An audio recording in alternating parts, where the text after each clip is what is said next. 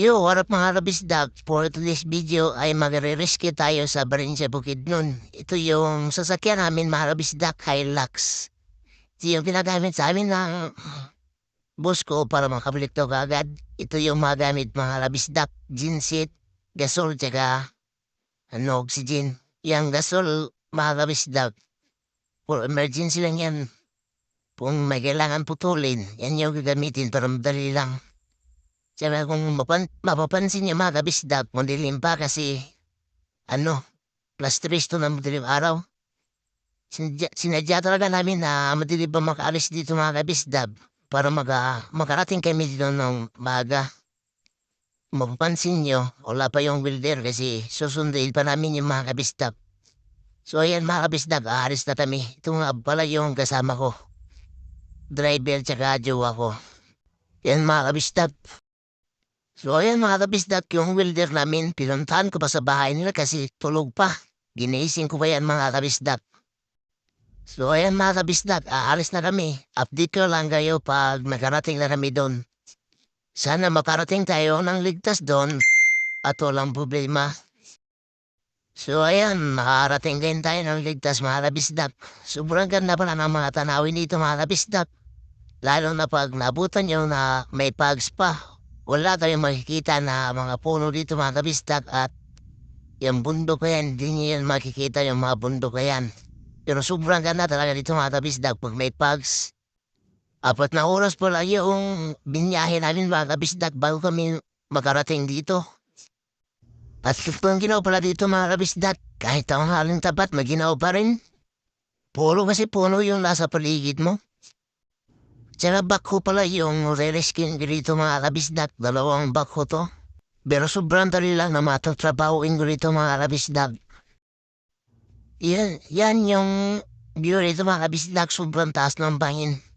Kita niyo yan pero sobrang ganda dito mga kabisdak. So, ito yung mga bakho na titirahin po mga kabisdak. Yan, yung 2 mga kabisdak. So, prepare muna natin yung mga gamit natin mga kabisdak. Papakita ko sa inyo kung paano magkarga ng breaker mga kabisdak. Bali, 2 nitrogen yung dala ko dito mga kabisdak. Pero, puro na to stock, puro na naggamit.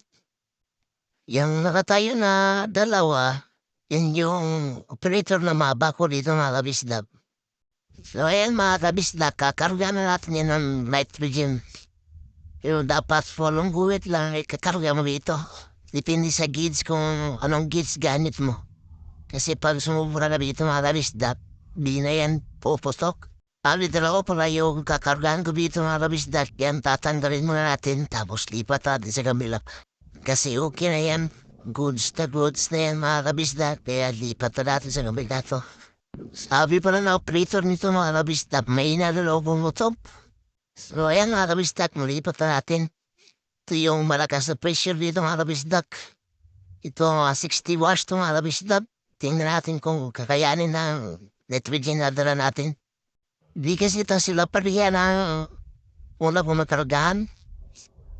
Kasi yun, walang guwit lang. Ito 60 bars to. Kaya malakas pressure dito mga kabisdak. Di ba pala nang igagamit ng welding dito mga kabisdak kasi doon pa yan sa kabilang area na pupuntahan namin. Bali 2 area kasi ito ang pupuntahan namin. So ayan, tapos na. Di ko na kinakita yung iba na sobrang taas ng video. Sobrang tagal kasi na proseso ng mga kabisdak. Kailangan pa na ulit-ulitin. At tapos mga kabisdak, dito na tayo sa pangalawa. Sobrang dali lang ito. Puro lang kasi ito. Kumalapad na yung o-ring area, papalitan na rin mga kabisdak. Sa full flow o-ring, brato mga kabisdak, side road deck. So, ayan, all goods na yan. Hindi ko na pinakita yung ibang video kasi sobrang taas na. Pagkatapos pala namin dito, biyahe na naman tayo sa Quezon Bukidnon. See you next video mga kabisdak.